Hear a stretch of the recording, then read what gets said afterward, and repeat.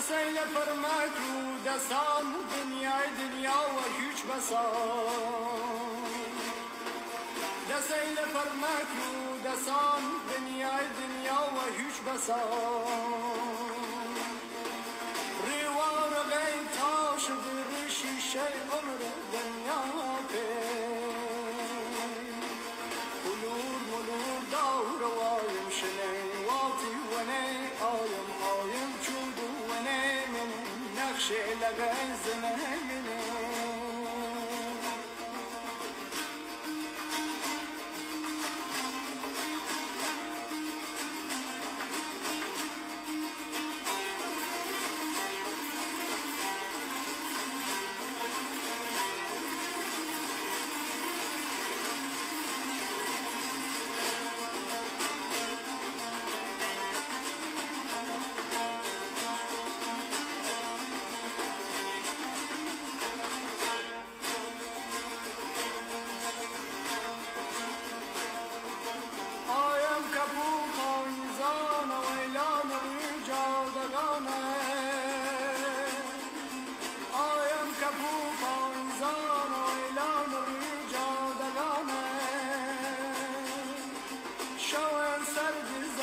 شکر مرد رازا بلور ملور ملوره آویز لکلوره لجر دار ببره میشم دیرم خنم لسن نقام بلور جنم بلور دنم اجدادم دادم میه بدادم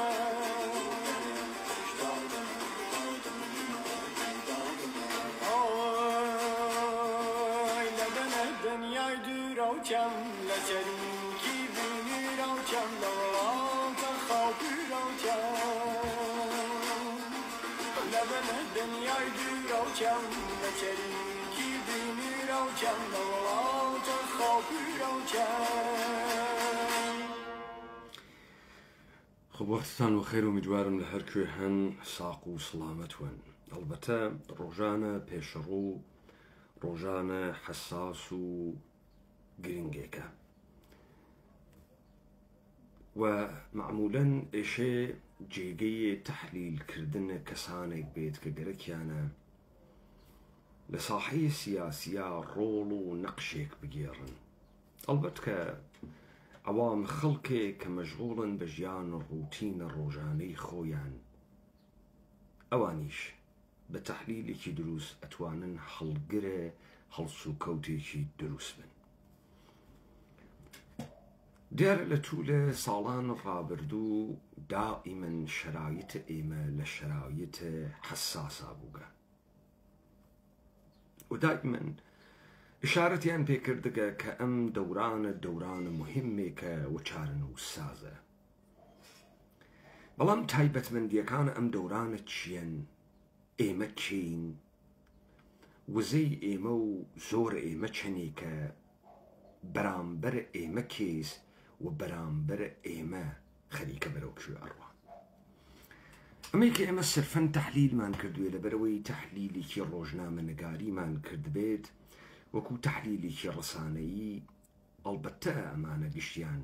لە چوار چێوەی خونجاندنە نەزمە دنیای ئەمڕۆژان. بەڵام ئەوەی کە ئێمە گەرەکمان بێ بزانین کەین وەواین کوێیە ئەم دنیا تا بتوانین داهاتوویەکی ڕوونتر لە بەرچاو خۆمان بوێنین، ئەرکە دانسقەکانە هەر وڵاتێکە. بۆ ئەوانەتان وا ساڵهای ساڵە لەگەر پەروەردەی دەوڵەتانە عێراق و ئێران و تورکیە و ئەوانە ئاشنا بووگن لەگەڵ ئەم چمکە دواکەوتوویە گەلانە ئەم وڵاتانە دەست و پەنجەتان نەرم کردگە. ئێمە خولیایەکمان هەست بەرامبەر بە دنیای غەرب، بەرامبەر بە ڕۆژاوا، بەرامبەر بە وڵاتان ئەوروپایی و یاڵەتە متحدەی ئەمریکا. بەڵام تا چه حەدێک ئەمانەی کە ئێمە ئەیان خوێنین بە کەڵکە ئێمە تێت؟ با لە ڕووبەری گشتی وە بێژم ئەوەی کە پێگەی گۆڕانکاری بنەڕەتی لە هەر کۆمەڵگایەکی بەشەریە توێژە ئەو کۆمەڵگا، مێژووی ئەو کۆمەڵگا و کولتورە ئەو کۆمەڵگاسە. ئێمە تا چه حەدێک لە ژیان ڕۆژانەیەکا کە گرفتار بووین ئاشناین بە وەزعیەتێک کە واینە ناویە. ئێمە تا چه حەدێک پێمان وایە کە حاتەم بەخشانە بە مفت و مەرحەبا ئاگاداریان کردگین و لە پێگەی ئەمڕۆیی ڕابردوویە خۆمان کە داهاتوویەک بۆ ئێمە ئێشێ ودی بکە. ئەوەی کە لە ڕابردووی ئێمە تێتە دەر حتمەن ئیمڕۆیەکی باشتر و داهاتوویەکی ڕوونتر و بەرچاو ناخات. ڕابردووی ئێمە ڕابردوویەکی لە پەکیجێکی بە مەبەست ئاراستەکریاگە کە لە ئێمە مردمانێکی نائاگاهە لە دنیا، ناگاهە لە ڕەوت و ڕەوەندەکانە جەهان ئەخاتە بەرچاو. بزانن كانون تحولات دنياي غرب كومليك تويجة تايبتن بتايبتي لعصر مودرنيتا كجيان إيما أروات جير بارا أوا معمولا أوانيك أبن با بيجي غورانكاري وغوريني روانغ كان إنسانا كان لتبقية يعني لتويجة أشراف تويجة دسوة دمجيجة ميجوين كسانيك أم مسؤولية النخبة ونخريا كسأستويان كسانيك كولتورة تايبتك يا ناس كسانيك أرزشو بحاكانا أوان أرزشو بحاكانا خلق ولاتيك دروسك كسانيك كبهوي لبايبونيك وكالخويان حسيان فرنسيبون إنجليسيبون ألمانيبون أمريكايبون بيناسا أكن كسانا معمولا كسجليكي ناولوك نبوغن كأوانيك لبوار تفكرو كاريان كردگا كأوانيك تواني جان الروندي كان لقوران كاري بسر دنياي فأودالي برو دنياي سرمایه‌داری گرتگا سأستو چه کسانه که لچین بورژوازی تازه لدایک بوگن چه کسانه که نظریان بر کردوی میدانی سوار کردگا با من کاملیک مثال بیرم دیاره که ایما بریتانیا فقط و چراموشی ناناسین اما بريطانيا فقط وبارتشي كتان ناناسين اما بريطانيا بنظمشي انجلا ساكسونية ناسين اما بريطانيا بنظم بازار اناسين بسرحلدان ليبراليزم كلاسيك لناو دل فرهنگ انجلا ساكسونية اناسين لجان لاكو قرتقا تا باوكان دروسكرة الولايات المتحدة أمريكا تا بنتان لبناو بانغكان الروسية هل النوسران متفكرين روسي معمولين كسانك بون كلا تويجة باسواد الروسية بون كمعمولين يا تويجة كارمندان بون يا تويجة نوفلاكان وأشراف زاكان ده تولستويو قرتقا تا بوشكين اوانيك روالتيك أدن بالروسية قرن نوزدهم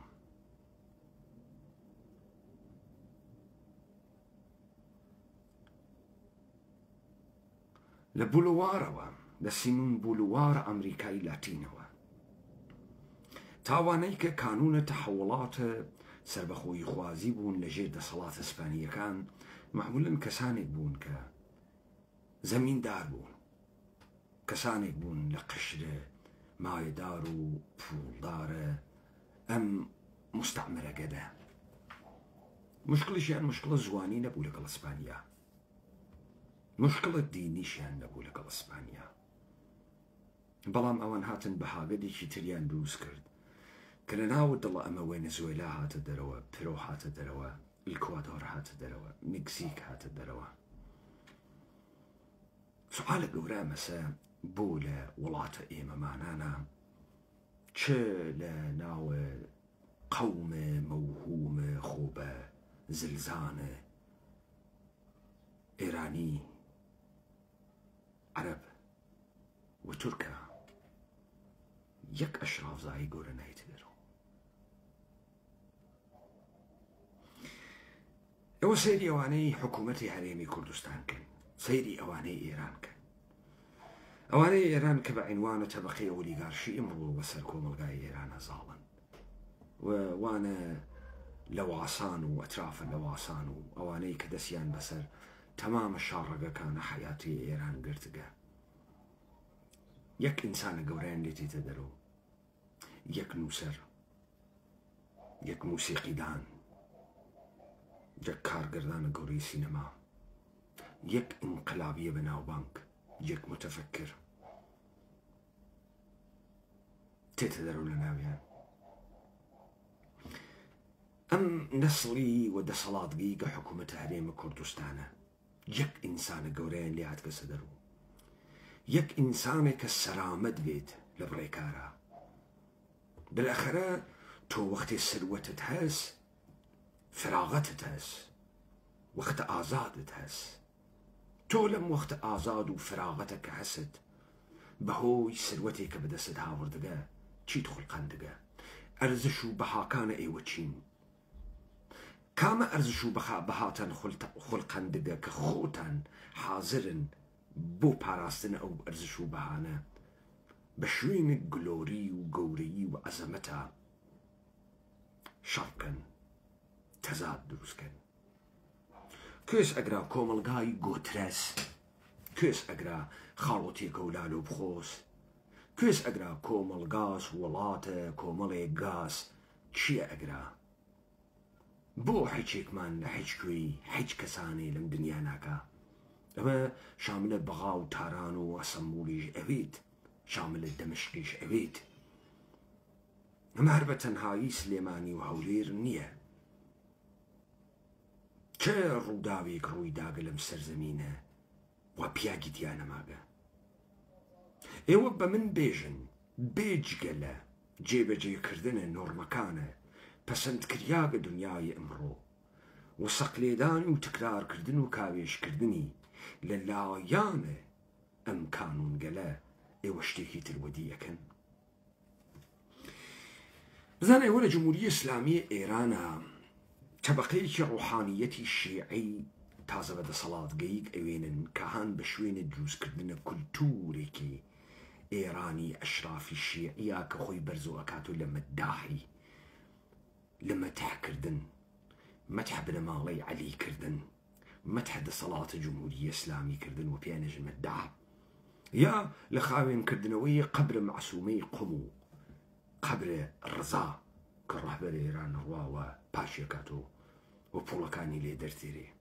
يا قرتنا مراسمات بيبي شواشمو بيبي حفشمو بيبي دوشمو بيبي سيشمو سفرية ابو الفرز وسفرية عباسو أمانة چين أمانة بيجي أشراف زايي إيرانن چه أرزشو بهاي كيواتياك أمانة قركيانا بي باريزن أي أواني كرد چين أواني كرد أشراف زاي كرد إنسانة ودد دس ودم قيق إنسانك كأحيانا إشي لتول ميجوية كاهاتويت الدرو وبربر كوملي أرزشي بخوي خلقان دويت بيجي لدم قوبان شروالا كردي بيجي لكومليك رجيم خوراكي وكو كلانو كزينكو شتيكي تريان هس اگر هس ومن نازانم الشيء وقزارش أما بكن چون لناو ايو مانانا قوري قناي تدرو چون استلناو حكومة هريمة خلق عوام وانية ابو يسدو متفكرة قوري لناو طبقية مرفهة مليار دره لبروسية سياسية هات كدرو يكنا في الاتيانا يتدرو كنسان دانس قيكوي كنسان مهم كوي كنسان كويت بيجقل غروري كي كزايي ونو كيبو ديگران شخصيتي كي ميجوي وتاريخي لخويا بوينيت وكوملي بها بخلقينيت وام كومل بها لنا وجامعة بلاوة بيبا چونك لنا وكسانيكا كللاي اي وسامان دارن كلتورة تايبتي كايدنا درو كلتورة خسياقي كلتورة دائما صغير بون وبيويست بتقيم بون قورة نبون ناحالي بون شوين كوتو بوني دي تتدرو امانا خريكة برچاورونيك بتودا تابزاني بوچي بم هلبجاردني ايران اشي بيجي هلبجاردني چي تايبت ام شانوي هلبجاردن دولة ايران بو تايبته اما كين اما كرد كين چماني حين ونيين اصلا مهم نية كحين ئێمە کوردەوە قەومی کریا کین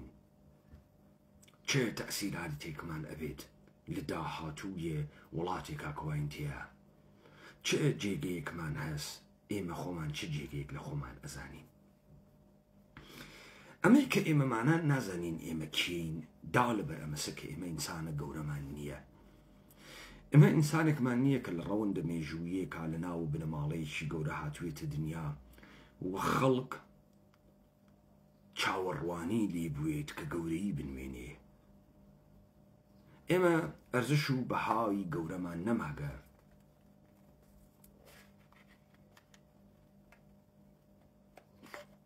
و تا هەر میزانێکە مزورە خەڵکی بین نیشانە لە گەورەیە ئێمەدا عەزیز داسایۆفسکی هێگل ئەنگێلس لە ناو خانەوادەی تێر و تەسەلاتێتە دەرەوە لە ناو کۆمەڵێ بەهاتێتە دەرەوە لە ناو پوڵ نایتە دەرەوە ئێوە لە تەماشاکردنە هیچ کام لە فیلمەکانە دەورانە ڤیکتۆریەن و دەوران قەڕن نۆزدە لە هیچ بنەماڵەیەکی ئەشرافیە ناوێنیت ڕەقسە دیسکۆیی بکەن ڕەقس شەئەنیەتێکی ئیجتیماعی بۆ ئەوان هەست دانسکردن ئوسوول و پرەنسیپی هەست کەنیشکە خانەوادەی ئەشرافێک بوون مستەلزەمە فێربوونە هەڵس و کەوتە ئەشرافانەس تربیەتە کۆمەڵایەتیە چۆن دانیشتنە چۆن نان خواردنە چۆن ڕەقسیانە ئەم خاڵە و تێکە و لالۆ بەخۆ هەنە کێس چاوێ بنوارن و هەڵپەرکەکانە خۆتان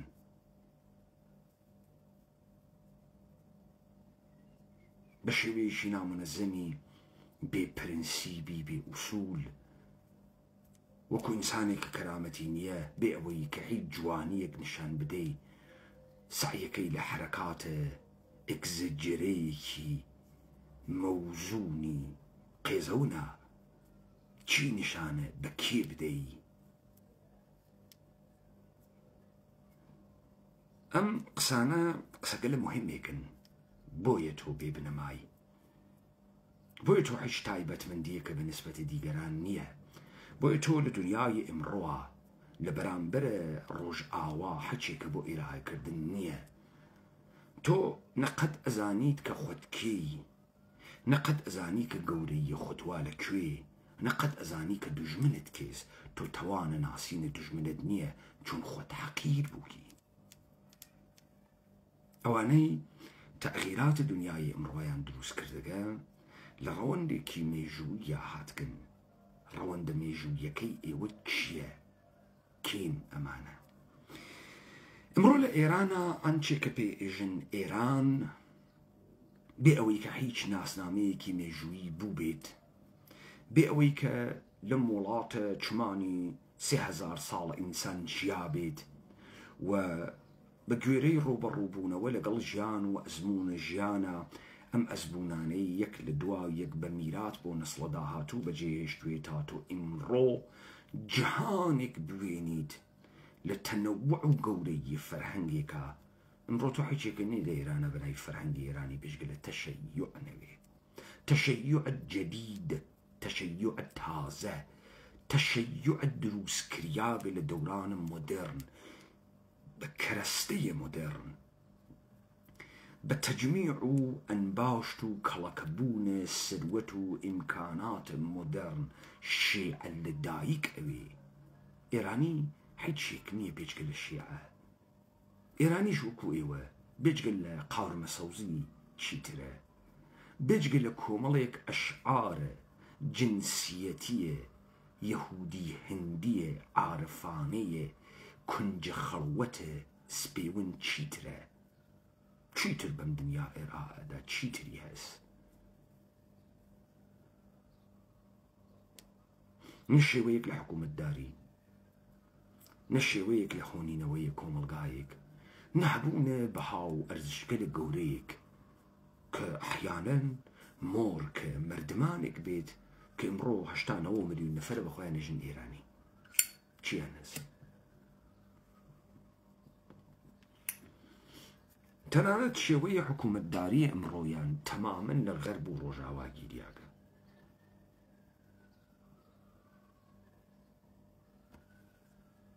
دەوڵەتە ئێرانی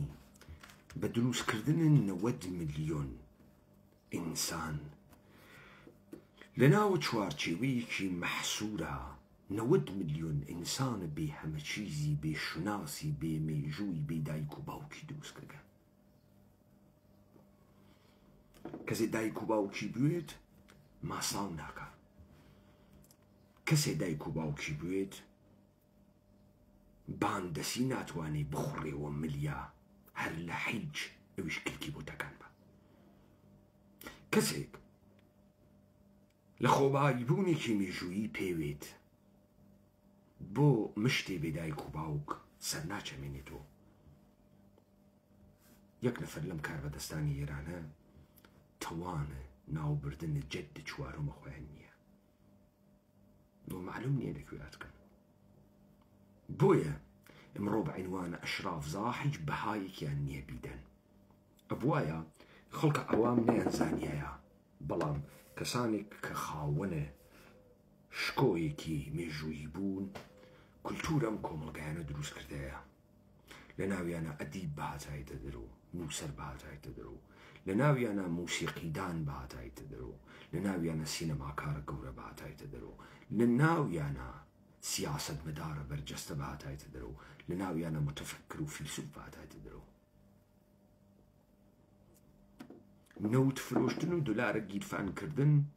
سوارە مەحسوڵاتە دنیاویە وڵاتانی تربوون نەفەزیڵەتی واتیە نەگەورەی واتیە ئەمەی کە تۆ کۆمەڵێ نەوت بفرۆشیت و وەکو عەرەب ئەحمەقەکانە خەلیج و وەکو وڵاتە تێ هەڵدریاگە نەوتیانە بڕۆی بیدەی بە لێکسەسێکی ژاپۆنی تۆ ناکا بە ژاپۆنی تۆ ناکا بە ئینسانە گەورەیەک تۆ لە هیچ کوێم دنیا دیار نییە تۆ زمانی ئەمانە ئەفامی وەختێ ملکەچی لە دنیای ئەمڕۆ وەختی هیچێکە بۆ ئێرائاکردن بەڵێ تۆ لە ناو دوکانە خۆتا دانیشتویت و 4 نەفەر وەکو خۆت هاڕیاگ لە دەوروبەر تاوێ بۆت مهم نییە هیچ وەخت بۆت مهم نییە چون تۆ نە دەرکێک هەز لەم جەهانە نە دەریافتێک هەز لەم جەهانە بەم مقدمە کە من هاتم بە ئێمە ئێژێت کە ئەوەی کە پێ ئێژن دەوڵەتە ئێران یەک نەزمە بازاڕیە دەوڵەتە ئێران و ئەم خەڵکەی کە تۆ لە ئێران ئەیوێنیت لە درێژایی هیچ مێژوویەکە نەهاتکن کاورا کوڕە ئەشرافزا کوڕە ئەشرافزا کوڕە ئەشرافزا کوڕە ئەشرافزا نەوکە وەختی ئەمە نەبوو بێت یعنی بە گوێرەی مێژوویەکە نەهاتوێ خەڵک تەوەقعی لێ نەکردوێت گەورەی بنوێنێت شەهامەت بنوێنێت بۆ حەفزە پێگەی خۆی بۆ حەفزە گەورەی خۆی تایبەتمەندی لە خۆیان بێت بە پوڵ قنگی فەڕۆ ناکرێ نیسی لە زەخیرەیەکی مێژووی و نهاتکە سەدەرەوە کۆمەڵێشت وەکو نەریت و نەریت بنیادی تیا شکلی نەگرتەکە لەزا ئەوەی وا لە ئێرانە هەڵگرە هیچ سنەتێکی مێژووی نییە ئەوەی وا لە ئێرانە هەڵگرە هیچ درۆ و چاخانێکی مێژووی بەناوە حکوومەت 2500 ساڵەیە متداومە ئێرانی لە پشتە دیوان سالارە ئێرانیان نییە من ئەمانە بۆ ئێژم لەبەرەوەی تو دوژمنە بناسی ئەوە مهم نییە من چینگەرەکە منە پەیمانە حەیدەری ئەمڕۆ جەریانێکم واوە دەست و حەز پێیەکەم ئەم دنیا بشێوێ تا من سەریع بڕۆم بە دەسەڵات خۆم لە تارانە بگەم و لە بەغا بگەم وانییە تۆ ئیشت بزانیت بەرامبەرەکەت چیگەرەکە چ زەرورەتێکی هەست چ زەرورەتێکی هەست عەلی خامنەیی ڕۆژە دووشەمە لەسەر قەبر خۆمێنی 10 دقیقە لەسەر خەڵق قسەکە و گرنگی خەڵک و ئەی بەسێتەوە بەوەی کە ئەم خەڵکە چۆن ئەم حاکمیەتیان خۆشگەرەکە چون لە مەراسمە تەدفین و تەشیع جەنازەیە قاسمە سولەیمانی و ڕەیسیا بەشداریان کردگە 10 دقیقە قسەکە لەسەر گرنگی و ئەهەمیەتە پاڵپشتی ئەم خەڵکە و بەشدار بوونیان لە هەڵبژاردنەکان. چ نیازێکی هەیە عەلی خامنەی بەم خەڵکە گوێرەکە؟ چ نیازێکی هەیە بەم نەمایشە سنووقە انتخاباتە؟ چییە هەر باسەکە با دنیا بوێنێت ئێوە بەشداری لە هەڵبژاردنەکەن؟ چ پێویستەکە دنیا بوێنێ؟ دنیا چی بوێنێ؟ لەگرا کەسێکیش مەگەر مەوجودە قەست دەسەڵاتە عەلی خامنەیی کردوێت، مەوجودە مەگەر لەگرا کامە توێژە تایبەت جەمعیەتە واقعی مەوجودە؟ چێن؟ ئەمانەی وانەتارانە کێن؟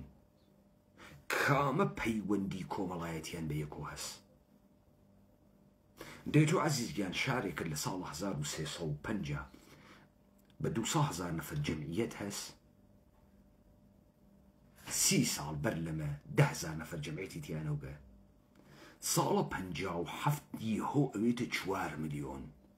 ئێستا لە ساڵە 1403 ئیدعا ئەکەن 17 ملیۆن جەمعیەتیسی، 17 ملیۆن نەفەر،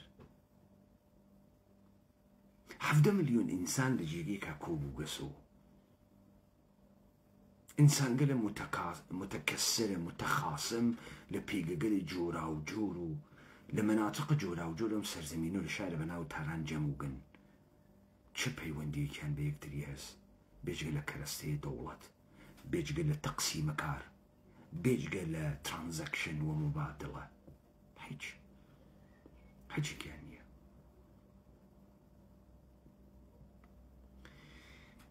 لذا بابێ مەسەرە مەوزوعە کە ئەوڵەن دەوڵەتە ئێران دەوڵەتە ئیدئۆلۆژیک نییە،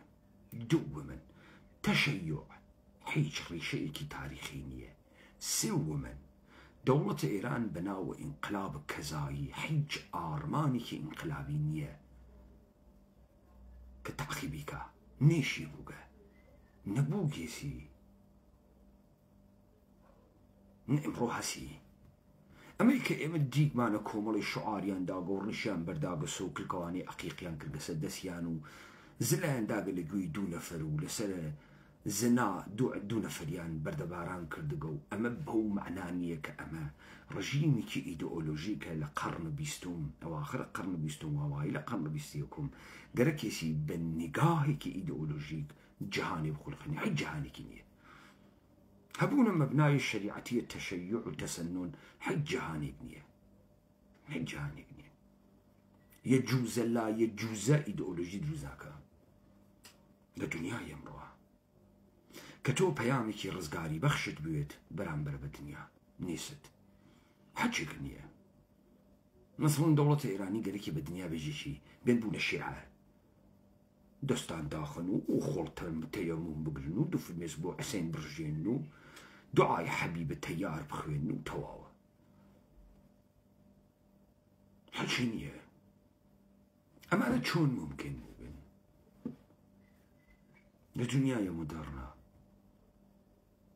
بە تەولیدە ئەنبوو بفرۆشە مەنابع ممکن بوون. دەوڵەتە ئێرانی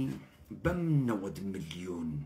جەمعیەتەوە دروستی کردگەوە. ئەم 90 ملیۆن جەمعیەتە هیچ پەیوەندیەکیان بە یەکتری نییە و هیچ توێژ و ڕیشەیەکی تاریخیان نییە و هیچ ڕساڵەتێکی تاریخیان نییە و معلوم نییە کێی کوڕەکێن. ئومیدوارە کە بڕوا بەرەو قۆناغی سێ. قۆناغی سێ چییە؟ قۆناغی سێ دانان دەوڵەتێکە کە لە شاردنەوەی خەڵکەکەی خۆیە کە هیچ کەس دەرناکەوێ، هیچ کەس مهم نییە. بەڵێ 100 ملیۆن گاگەلی واتیە، بەڵام ئەم 100 ملیۆن ناویان هەز نەموهیمن نە نەزەریان مهمە و بە حیاتیشی ناگۆڕین. ئەمە ئاخرین نیازە دەوڵەتە ئێرانە. دەوڵەتە ئێران لە کانونگەلە مختلفە قدرەت دروست بووگە. دەوڵەتێکی یەکدەست نییە بۆ خاتریوی پیاگەنتیان نییە. گشتیان کۆمەڵی هاڕیاک مستەخدمە پوفیوزە بێخانەوادە وگن لە پارادایم شیفتە 57 بە جەعلە تاریخێک ئێنێنە سەرەت دەسەڵات. مثال بەمە خزمەتە ئەمانەی وا بعدەن سپای پاسداران دروستەکەن لە دڵە جمع كوتين دربناي مجاهدين انقلاب إسلامي. مجاهدين انقلاب إسلامي كيس مجاهدين انقلاب إسلامي كلا روح عندنا شاب بعنوان انقلاب حج دسي كان نسازمان دهي كرياغ إن مؤسسات شايان لبين بردقن ارتشيان لبين بردقن تا فتح دصلات بكن لبشدوي بهمن بنجاو حفتا بإعلام بيترفي ارتش حفت قروه إعلام كان بيكتري وصل بوغن ومجاهدين انقلاب إسلامي عندوس كريا ليك لما منصورون كين اديك لم خوزستانا كجعل تاريخا كان بوخوان وكو كوملا دروكا اديك كان أمته موحدا أمانش دروكا قشتيان دروكا أمانة ادعاء كان كوملا كان زنداني سياسي بوغن مجاهدين خلقي بوغن من جملة لواني كمجاهدين خلقي بوغن سردار رحيم السفوية حلواننا يوم جريانته بهزاد النبوية حلواننا يوم جريانته بهزاد نبوي كون مجاهد يوغاك لما جراي تقي الشهر أما ظاهرا أمو رحيم سفوي اديك كادعاء كان كون مجاهدين وقن لروت ماركسيستي مجاهدين شيونو نارو نجيل فرمانه مسعود الرجبي مجاهدين خلق الزندان ازادون تعداديان صانة فرنية نبا هوادارو نبا سمباتو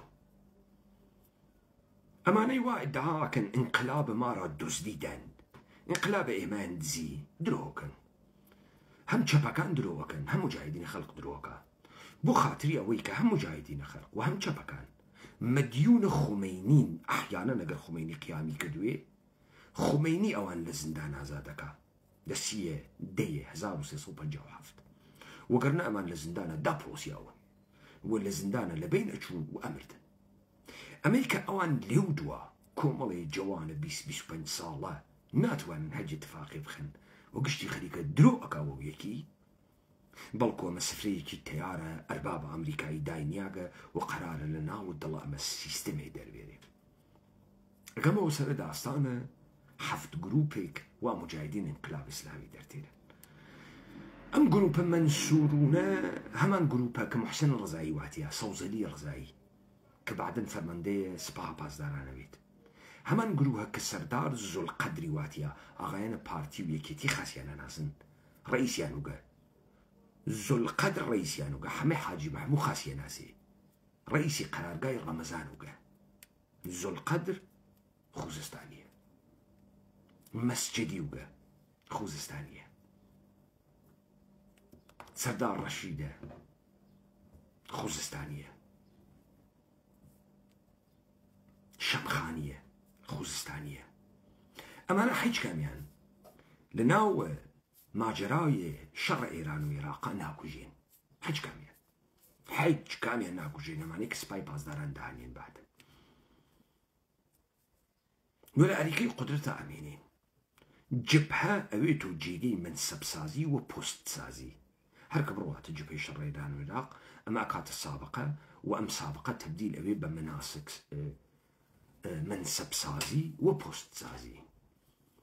بويا سابقي جبهجون خد مقدم بون باسدار بون بسيجي بون تبديل أبي بدان بيجا وبوست بكسانك بعدن شكل أم جمهورية إسلامية دروزك أغاي مراد ويسي ما جراي كي نقل كل قردان حبيب قردان يقبو كل لشكري كي سباي تاران كسيك تيتناوي بناو مجتبى خامنئي حفدة صالسي صالة شاسو حفدة صالسي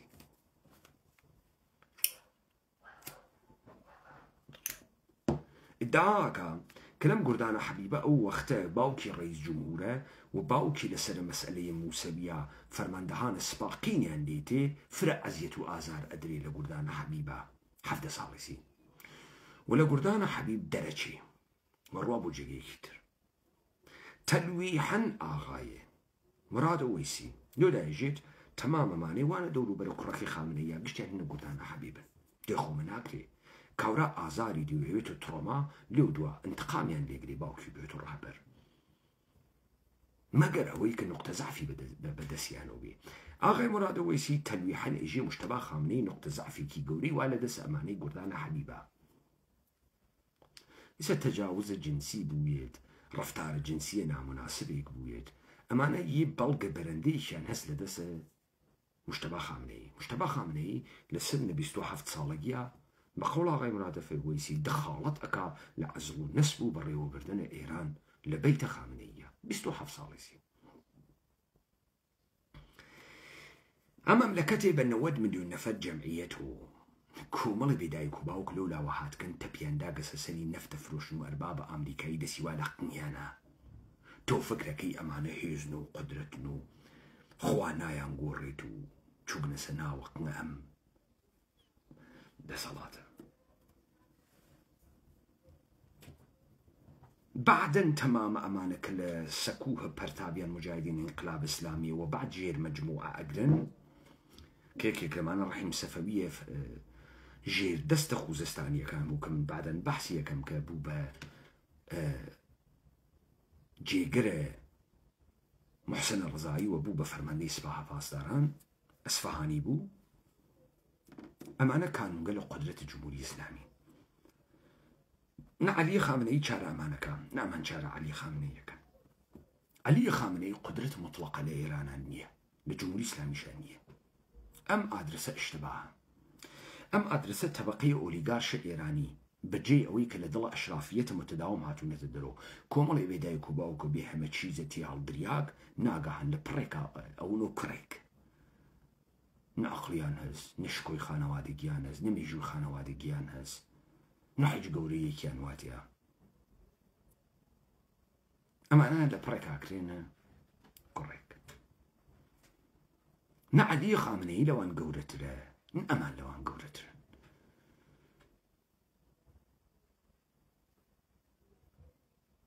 ئەم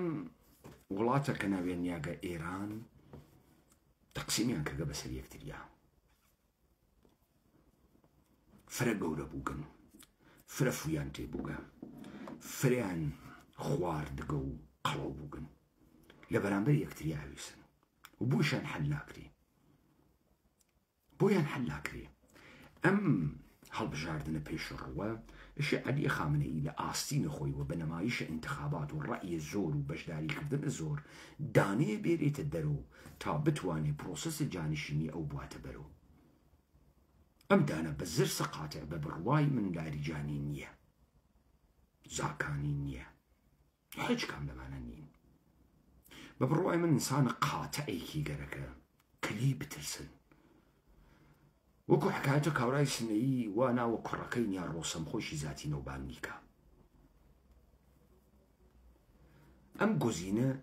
یەک نەفرە بە بڕوای من وای ئەخوێنمەوە ئەگەر ڕەد سەڵاحیەتی نەکەن ئەگەر ڕەد سەڵاحیەت کریان ئەوجا لە ناوە گۆزینەهایە کە ڕەد سەڵاحیەت نەوبن بەحسەکەین بە بڕوای من وەحیدە حەقانیانە چون بەناوە لیستە مستەقل هاتگە چون یەک چهرەیە کەریهێکی هەست کە خاتراتە دەهەیە شەسوە بیتێرێتەوە چون یەک تەوەهومە کەزایی وا لە پشتیا کە ئەمە لە بەیتە خامنەیی بووگە حمایەت های خامنەی واو دەسۆ نقطە زعفیشی دەورد و درسە ئەمانەیە سەران نظام یا ما بەقێ گروگان هەس عەلیە لاریجانی هاوریابە کە ئەگەر عەلیە لاریجانی دووبارە ڕەدە سەڵاحیەت بکرێتەوە کە من فکرەکەم ئیمکانی هەز ڕەدە سەڵاحیەتی کەن و بەم دەلیلەی کە دەمە ما بەقیە کە ڕەدە سەڵاحیەت ئەوێ بوەسن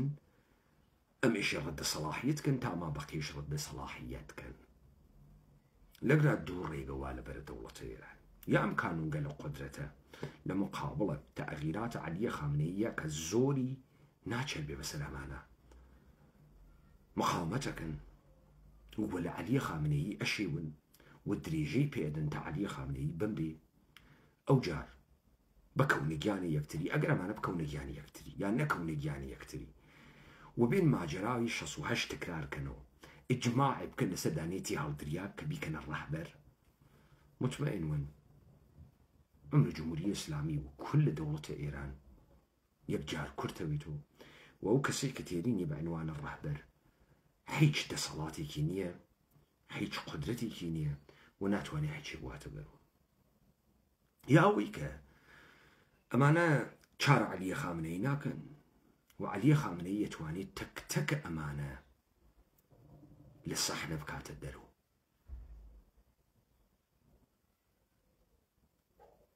ئەمە کارێکی سەخت سەعب و قورسە بۆ عەلی خامنەی. ئێمە کۆمەڵی دەموچاو ئەناسین، بەڵام 100,000 نەفەرێک کە لەم خانە نعمەتە جمهوری ئیسلامیە تەقیگن و ئێمەمانان نایەناسین و نازانین کێن و بە سوورەتە شێرای عادی مناڵەکانیان وانە ئوروپا و ئەمریکا و ڕۆژی 20 فیلم ڕستوران و دوکانانە چاومان پێیان ئەکەوێ و هەر کامیان مناسباتێکی عەدیدەیە ئابووریان وا لە دەسا لە ئوروپا و ئەمریکاوە تا ئێران درێژ کریاگەسۆ و ئەمانە بە ئاسانی قابل حەزفن بۆ عەلی خامنەی نین، گەرچە عەلی خامنەی لە تەیە 20 ساڵە گوزەشتا سعی کرد ئەم کارە بکە، تەلاشی کرد ئەم کارە بکە. هەمە حواڵەکردنە ئێمە بە ئادرسی چێرەگە لە ئاشنایی بەردووربین مەسیرە ئەنحرافیە. کل داستان تام دقیقە بەوێژی عەلی خامنەی چارە ناکات. ئەوانیش چارە عەلی خامنەی بکەن زەرورەتی نییە عەلی خامنەی لەبین بوون لەبەرەوەی لە گشتیان نەشێوێت. لەذا کەژدار و مەریز گەرەکیانە بیوە لەبەر و تابزان بەرەو کوێ ئەجێت، تابزانن کوێ ئەگرێت، تابزانن چی تر تێتە بەرە ڕێگە.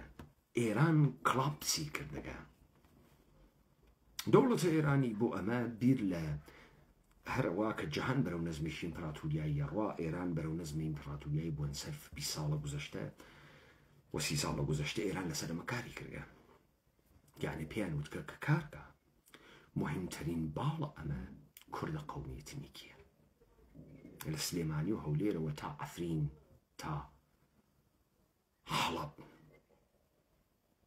و ئەحزاب ئیقلیمە کوردستانە عێراق بۆ پەکەکە لە ژیرە بازووی دەوڵەتە ئێران و کۆمەڵە و دموکرات خەریک بوون ئەم کاریانە کرد. دەوڵەتە ئێران خەریکی سەرسازی بوو بۆ کورد. تا مەسەڵەن تۆ لە شارە سنە لە شارە مەهاباد بە موەسسەسات سازی سەرسازی بکەین. بزانە تەمامە موەسساتەی کە بەعدەن ئەم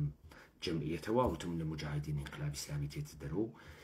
تەمامە موەسساتێک کە دروستی ئەکەن هیچ کەڵکێکی بۆ خەڵک نییە، سرفەن بۆ دانە پۆست و مەقام و دروستکردنی شناسنامەی سیاسیە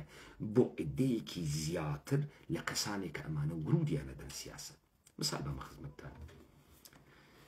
ئایست تۆ شارێک دەست بەناو مەهاباد بگرە 300,000 نەفەر جەمعیەتی بێ. مەهابادی بوون لە ناو شارێکی 300,000ە تۆ چۆن وە بەرچاو خەڵکی ئەکەوی لاوەی کە تۆ موەسسە سازی بکەین بۆیە 4-5 نەفەر تەخمە زۆر وا نەهاتای ئەمنیەتی دروستیانی کردگە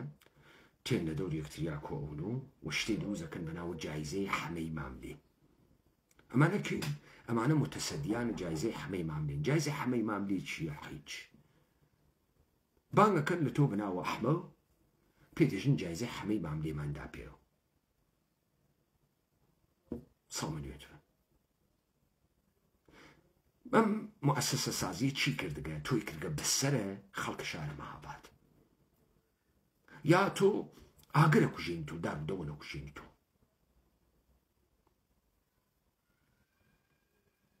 درۆ ئەەکەی. ئەم موەسسە کە دروست کردگە وەکو ئەنجومەنی چیایشت سەوز لە تۆ سەرسازیەکە، پۆست و مەقام سازیەکە، ناوت پێدا لە شارە مەریوانە. وەگەر لە تۆ لە شارە مەریوان چۆن ئەوی تۆ گەوری شارە مەریوان؟ ئەشی خەڵکە مەریوانە خۆشگەرەکوێت لە ناو وەغە مشادی مردمە مەریوانە بوویت، لە ناو مەسائب مختلف مردمە مەریوانە بوویت، لە گەشەی ئابووریا بوویت، لە مناسباتە ئابووری و سیاسی و کۆمەڵایەتیا بوویت تا دەرکەوێت و ئینسانێکی ژیری بەبیری لایقی تێگەیشتووی کە ئەم شەرەفە خەڵکە مەریوان پێت بن. و ئەمە بە 2-3 نەسڵ ئەشێ اتفاق کەوتوێتەوە خانەوادەیەکی بووگەی دەستداری بەناو بانگی پێگەی خەڵکی پشتە خەڵکی دەرماڵە خەڵکی بووی. تۆ لە پڕێکاوی تۆ کوڕێ چۆن لە پڕێکاوی تۆ کوڕێ بە موەسسە سازی ئەنجومەنە ئەدەبیە شارە بۆکان. چێ نەمانەی شارە بۆکان کە ئینسانهای مهمێکن؟ ئەوانەنەوە ئەشێعرێنن کیژی لادێ کیژی لەبار بوومە قوروانت چراوی شەو گوڵۆ بە هەسێرەدار ئەمانە بوونە کێ؟ ئەمانە بوونە گۆرەی مەهاباد بۆکان، سنە کرماشان، سەرسازی بۆ تۆ بکەن. لەم سەرسازی بۆ تۆکردنە کاورا بنەماڵی دیار نییە، ڕیشەی تاریخی خانەوادەی دیار نییە. چەندێک دەستدار و کەسدار و ناودار و لادار و ئەمانە و گەسە ئەسە مهم نییە. مهمە مەسە کە ئەمە لە دانشگای پەیامی نورات کەسەتر فاوندێکی واوە دەسم و ئەڕوات ئەنجومەنی داهێ، ئەنجومەنە نووسەرانەی کورد. ئەم ئەنجومەنە نووسەرانە کوردە یەکێکیان هەز ڕۆمانێکی لە 100 پل لە خواردترە لە قەد ڕۆمان 100 ساڵ تاریکیە، 100 ساڵ تەنیاییە گارسیا مارکز نووساوێ. نە نییە. ئەی ئەمە چی ئەکا؟ ئەمە سەرسازیەکە کە بە چ کەڵکێک بێت. ئایسە دەوڵەتە ئێران لە طی 5 ساڵە ڕابردووە دوای جەریانە کۆرۆنا ئەپڵیکەیشنگەلێکی دەرتوویە ئینتەرنێتی دروست کردگە لە کۆچاندنە ئەم خەڵکە بە دنیای لاهوت. ئایسە دەوڵەتە ئێران ملیاردها دلار خەرجەکە وە کاناڵگەرە ماهوارەی دروست کردگە. مەسەڵەن کاناڵێکی دروست کردگە بە ناوی پەرشیانە سنەتی. کاناڵە پرشیانە سنەتی بە ملیۆنها دلار سروەت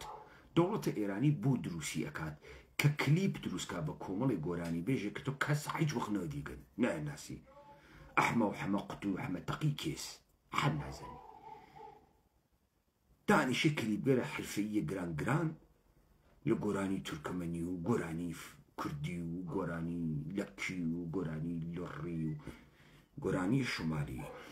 دروست ئەکا.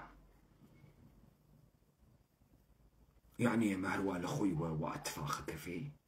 هەروە لە خۆیوە هەروە لە خۆیوە حەزی پێکەن ئێمە وەکو مەیمون هاوپەڕین و حەزی پێکەن ئێمە شادوین و خۆشمان بێ لە خۆمان و گوڵوەنیە خەینە دەورە ملمان و بەین نەقەی تەپوێک و بەزەڕان بخوێنین. نەوانیە. ئەمە ئامادەسازیە بەستەرێکە لە دروستکردنە دەوڵەتە ئەبەدیە ئێرانی کە بەرەو دروستکردنە یەک ئەشرافیەت و سنەتە تاریخی ئەڕوات یەک تەبەقەی ئۆلیگارشە هەتاتایی دانانە یەک دەوڵەتە تەسبیت بووگە ئێرانی لە تەکەسورێکی قەومیەتی متەزاد و متەخاسماتەکە یەکتریە. دەوڵەت ئێرانی بەرەو ئەوێ ئەڕوا وەشی وا بکە وانەکە نابوو دەوێ وانەکە هەڵەتەکێ وانەکە دائەڕزێ وانەکە وەکو سەگە هار خۆی و یەکتری ئەدڕن. ڕۆڵێکە بە کورد داگیانە چییە؟ چ ڕۆڵێکیان بە کورد داگەن؟ دەوڵەتە ئێرانی شناسنامەی مێژوویی نییە. دەوڵەتە ئێرانی هیچ سنەتێکی تاریخی ئێرانی نییە. هەرچی هاش و هوشیشەکە ئێمە زەرتوشتی و گین و زەرتوش سپێونێکی بۆ گەن و گە و فرپیای خاسێک و گە و گمێزی گای خواردگە و ئەمە جێ ناکەوێ لە ناو جامای ئێمە هاچی زۆر لێدا جێ ناکەوێ. بەڵام حتا دڵ وا پێوە زەهنیەتە مردمی ئێمە شێوان دەکە ئادرسەکە ئشتە بە حاڵی بگین. دەوڵەتە ئێران احتیاجی هەست بۆ گۆڕانکاریە نەزمە ئیمپراتوریایە خۆی نەقشە فەرهەنگیە ئێرانیە باستانیە بدا بە کورد. کورچی دەسێگرێ بەری قەڵاو هەڵپڕکەکردن مەسلە کورد ڕقسەندە جایسە تۆزانی ئەم کوڕە باڵە بەرکردن و پوزەوانە بەستن و کاورا لە مەیدانە وەلی عەسراوەکو مەیمون دەڤلێدا و هەڵەخاتۆ ئەمە کارە کێس. قرارە لەم ئێرانە جەدیدە کوردە قەومیەتنێکی تەبدیل بێ بە ڕۆحە ئێرانی بە فەرهەنگ و هەڵپڕکە و کلانە و هەڵی خەودای خەرۆ لە ماجراوی بوومگەردی و ئێرانگەردی و توریزم بازیە هەچی دەستمان ناگرێ.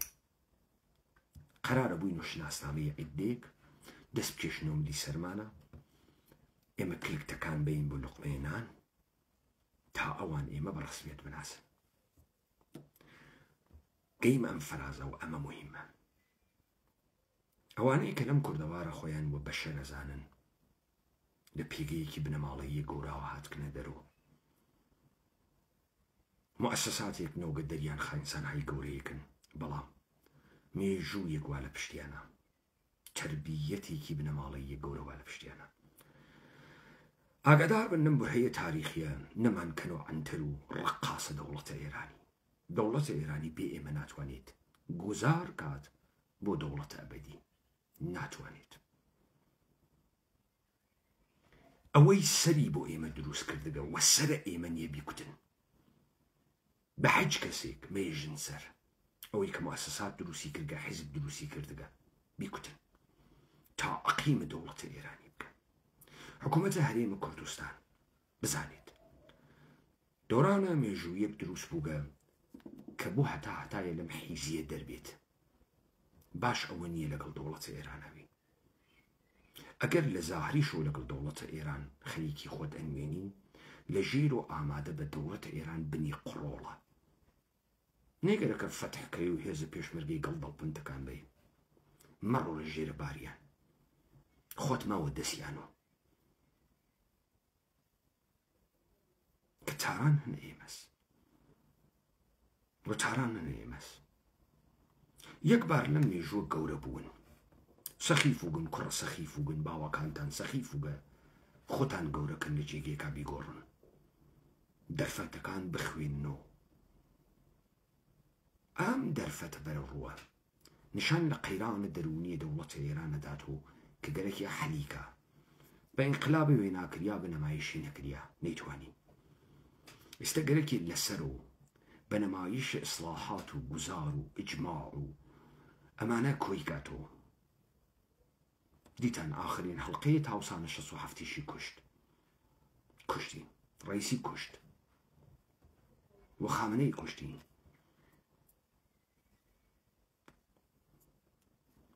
ماجەرای 67 کولن ماسماڵی بوو بە دادگاها حەمید نووری و ئاخرین نەفەر لە گروه مەرگ کە ئیبراهیم ڕئیسی بوو. لە ماجەرای مەرگی ئیبراهیم ڕئیسیە فقط کوردیان نیشاندا هەڵەپەڕێ. ئەمە سەکەی پێژم ڕەقسەندە با کورد، نەقشە هەڵپەڕکێ و ڕۆحت مێژووی و فەرهەنگیە ئێران دریابەوە کوردە قەومی تنیکی. تورک ئەمەنیە لۆر مەحسوورە لە جغرافیای ئێرانە، ناتوانێت. بەلوچ خەیلی متەفاوتە، لە هندی زیاترەکە، ناتوانێت. ئەوەی کە ئەتوانی ڕۆحە تاریخ بێت. زوانە فارسی، زوانە عرفانی یەهودی هندیە، زوانە خانەقاییە، ناتوانێت ڕۆحە تاریخی ئێران بێ. کلافێ عەجیب و غەریب و کوڕە باڵ و پژوێن و کڵاشە هەورامی و دەسماڵی ئەدەستگرتن و جامانەوە سەرتەکاندان و ئەی و کردن و دەنگ و ئاوا لە خۆ دەراوردن. ناگەهان ئەو تەسویرە تاریخی هەزاران ساڵە لە دڵ ئەشکەوتێکا پێدەدا و ئێران هەرەوەی کافیە بووی، هەرەوە بەسەوەی.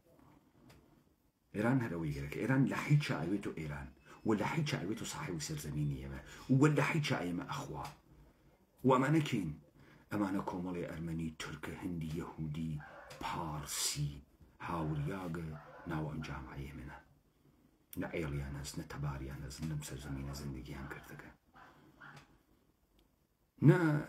ترستان لە جامعەی جیهانی بێ، نە ترستان لە یاڵەتە متحیدەی ئەمریکا بێ، نە پێتان وابێ ئەمانەی 8 ملیۆن و 10 ملیۆن و 20 ملیۆنن عەدەد و ڕقەمێکن. حەجێنیەن دوو نەفەریان بە یەک و ناتوانێت تحادی بێ، ناتوانێت.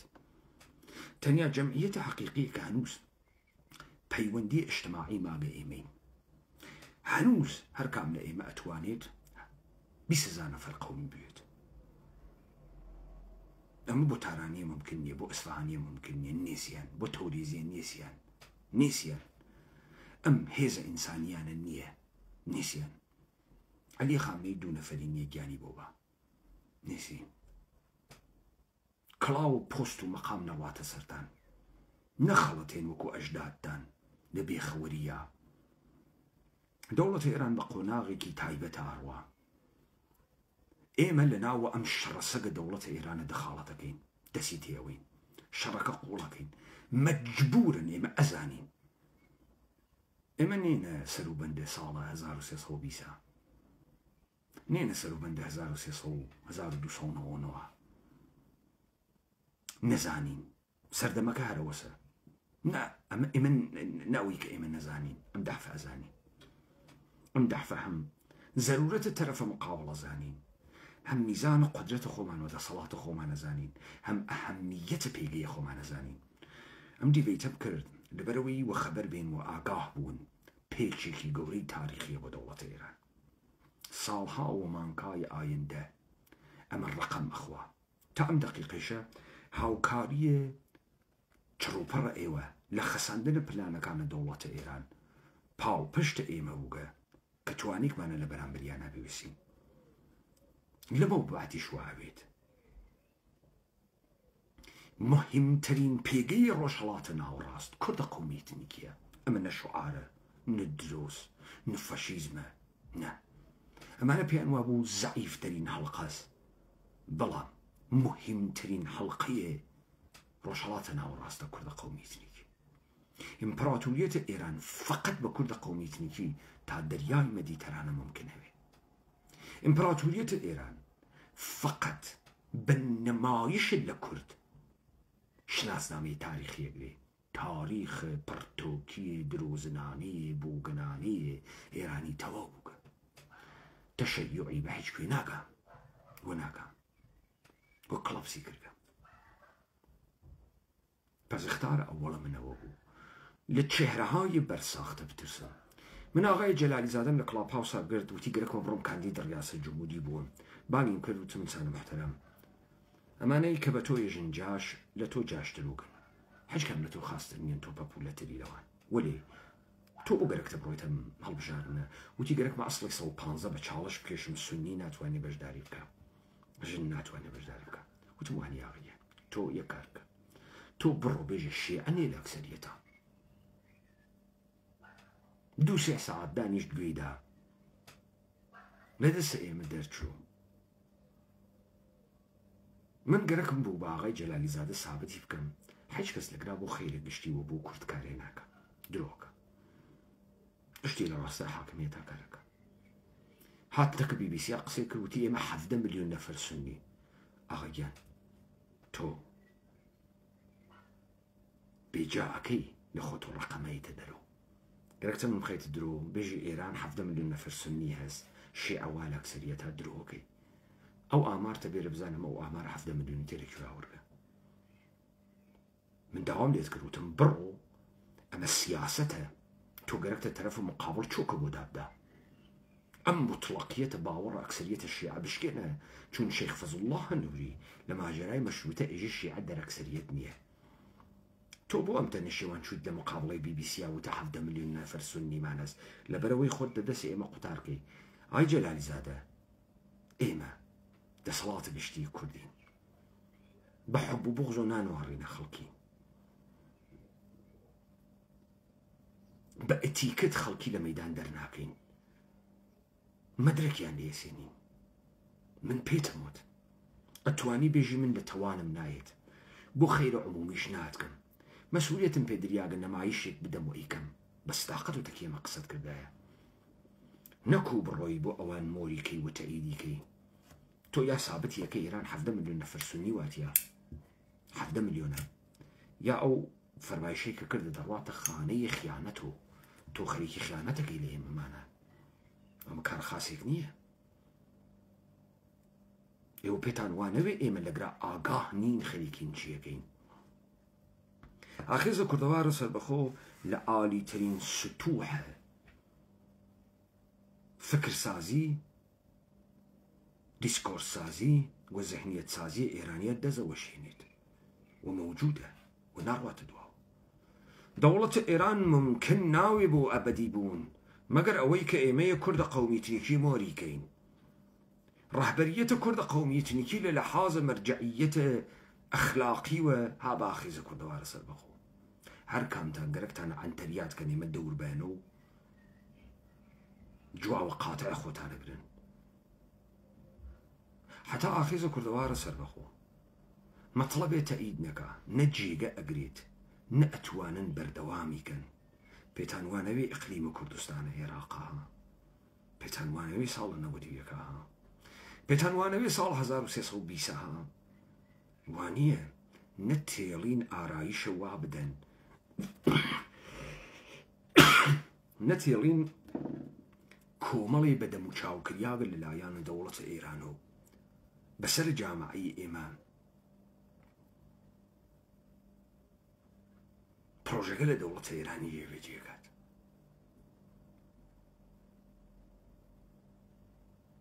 دەوڵەتە ئێرانیشێ بزانێت سەودای ئیمپراتوری هەست ئشت بزانێت یا ئەمە شەریک ئەوێت لەگەڵ کووردا یا نابوو دەوێت یەکێک هەڵبژێرێت یا نابوودی یا شەراکەتێک لەگەڵ هێزە مەیدانی چڕوپەڕ کوردانە یەکیان هەڵبژێرێت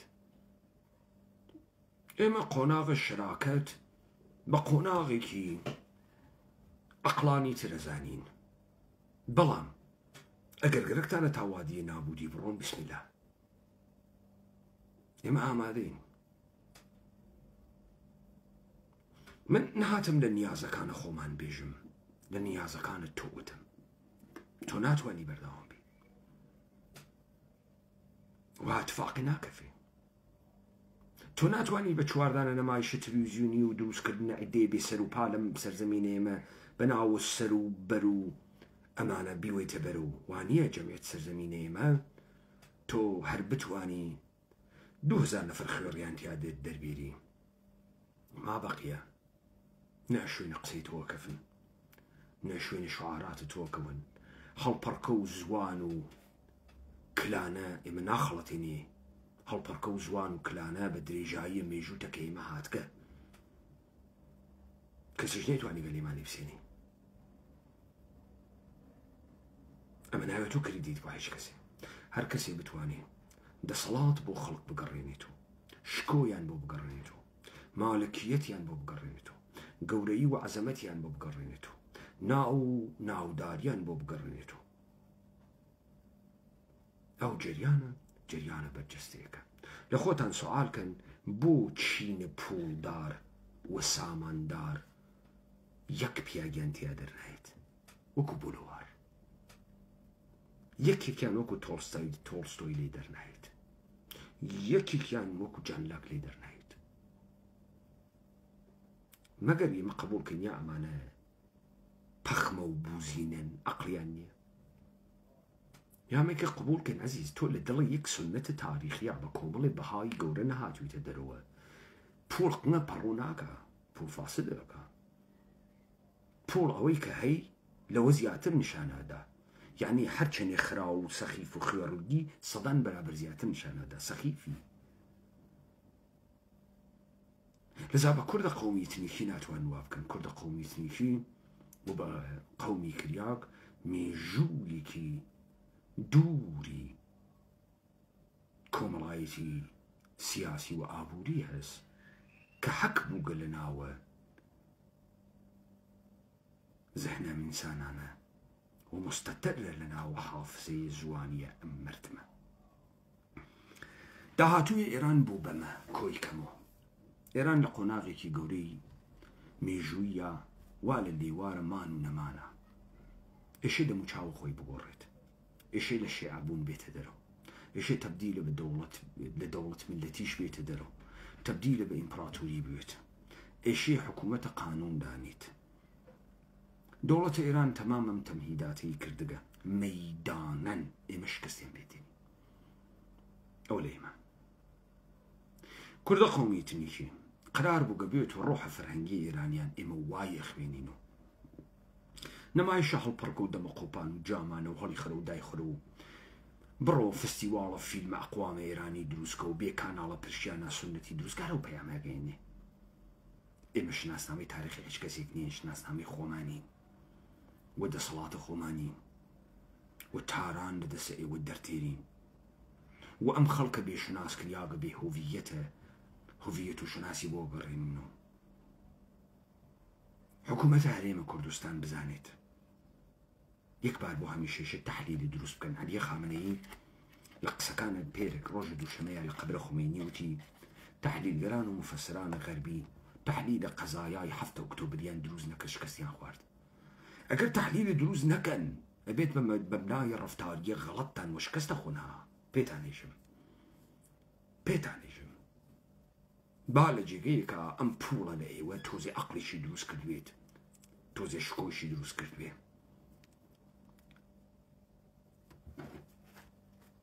نەکەونە شوێنە دەوڵەتە ئێرانها، نەونە ئەنتەرە دەوڵەتە ئێرانها، چون هەم پێگەکەی سلێمانیتان لە دەسەدەن هەم هەولێر. با بزانی پڕۆکاندنە سەر ئێوە بۆ منە کوردە قەومیتنیکی خەیلی ڕاحەتترە. ئەگەر تورکی نەتوانی، عەرەبی نەتوانی، فارسی نەتوانی، من بەڕاحەتی توانم ئەو کارە بکەم. هەواستان بێت ئیختارتان پێ یەکەم. من نەمگەرەکە دەسمە خوێنە کەسێکا بڕوا، خەلیفە کوچیش نەمگەرەکە بکەمە باو، نەمگەرەکەم کارە بکەم. دەسمی پیانەوەنها پێتانێژم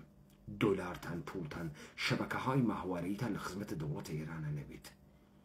کوردبازیتان لە خزمەتە دەوڵەتە ئێرانە نەبێت. ئیختارتان پێ یەکەم.